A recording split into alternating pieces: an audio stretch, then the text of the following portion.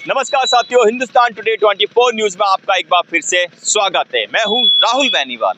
आज आपातकाल के 50 साल पूरे हो गए हैं। इमरजेंसी की 50वीं बरसी भारतीय जनता पार्टी संविधान हत्या दिवस के तौर पर भारतीय जनता पार्टी इस कार्यक्रम को त्यागराज स्टेडियम में आपातकाल को इमरजेंसी के रूप में मनाने जा रही है।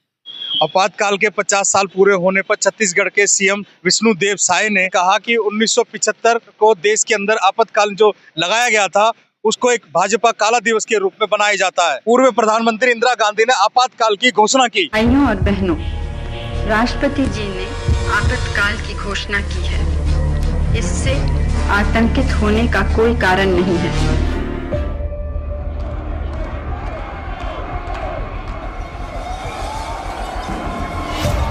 25 जून 1975 वो तारीख जब जून की तपती गर्मी में सियासी पारा भी उफान पर था। इसी दिन प्रधानमंत्री इंदिरा गांधी ने देश में आपातकाल की घोषणा की।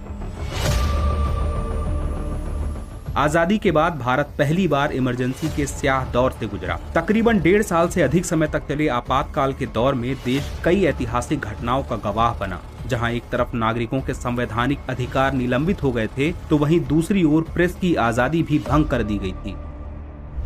लेकिन देश में आपातकाल क्यों लागू किया गया था और इमरजेंसी के बाद देश में क्या बदलाव आए? अतीत के पन्नों को टटोलें तो मालूम होता है कि साल 1971 के चुनावी नतीजों ने श्रीमती गांधी को कटघरे में लाकर खड़ा कर दिया था। वहीं इसके साथ ही देश में चल रहे विरोध प्रदर्शन ने इंदिरा गांधी की मुश्किलों को बढ़ाने का काम किया था। दरअसल 1971 के चुनाव में श्रीमती गांधी ने रायबरेली सीट पर अपने समाजवादी प्रतिद्वंदी राजनारायण को 1,11,000 से अधिक वोटों के अंतर से शिकस्त दी थी। वहीं राजनारायण ने चुनावी नतीजे को चुनौती देते हुए इलाहाबाद उच्च न्यायालय में अपनी याचिका दायर की। मामले की सुनवाई करते हुए उच्च न्यायाधीश जगमोहन लाल सिन्हा ने 12 जून 1975 को चुनावी परिणाम को खारिज कर दिया और राजनारायण को विजेता घोषित कर दिया। इसके साथ ही श्रीमती इंदिरा गांधी की लोकसभा सदस्यता को भी समाप्त कर दिया। एक तरह से उस समय लोकतंत्र की हत्या हुई।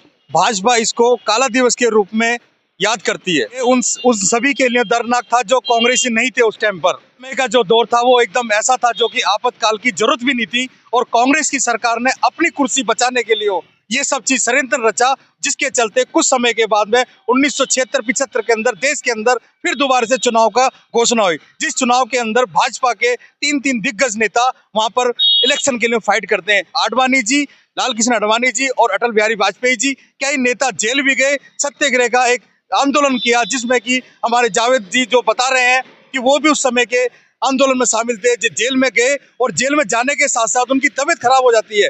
तबीयत के साथ साथ उनको ऑपरेशन की जरूरत पड़ी, लेकिन उस समय की सरकारों ने ना ही तो कोई सुविधा दी, ना ही जेल में उनको ऑपरेशन के लिए डॉक्टरों के मुहैया कराया गया। ये एक दुख का समय था जिसकी जरूरत नहीं थी। आज वो समय भाजपा के लोगों द्वारा सामने आता है। ऐसी क्या स्थिति थी जो कि मतलब उस समय में इस तरह की जो आपातकाल की जरूरत पड़ी? क्या देश में युद्ध जैसा हालात थे या देश में किसी तरह से किसी समुदाय को लेके कोई झगड़े की स्थापना बनी हुई थी या किसी तरह का कोई भी इस तरह का देश को नुकसान हो रहा था जो कि पूर्व प्रधानमंत्री जो है इंदिरा गांधी ने आपातकाल की घोषणा की? नमस्कार साथियों, मैं सनी सिंह।